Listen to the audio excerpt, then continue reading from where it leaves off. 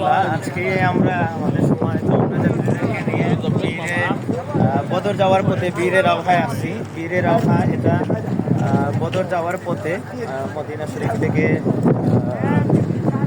আমরা এখন বীরের আওহায় আসছি। এরপরে যাব বীরের শিফায়, সর্বশেষ জাবালে মালাইকা এবং বদর প্রান্তর সব কিছু দেখে ব্যাক করবো ইনশাআল্লাহ।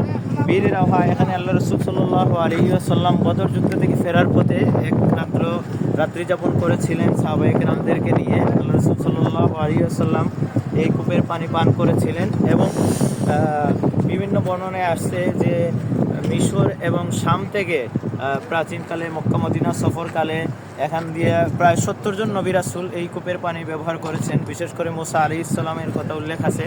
মুসা আলাইহিস সালাম সহ 70 জন নবী রাসূল এই কূপের পানি পান করেছেন। আর আমাদের নবী হযরত মুহাম্মদ রাসূলুল্লাহ সাল্লাল্লাহু আলাইহি ওয়াসাল্লাম বদর প্রান্ত থেকে ফেরার পথে সাহাবায়ে কেরাম করছিলেন এবং এখানে পানি পান করেছেন। আমরা এই মোবারক জায়গা দেখলাম আজকে। পরবর্তীতে আমরা বীরের শিফা এবং জাবালে মালাইকা সব কিছু আপনাদের সাথে দেখাবো ইনশাআল্লাহ।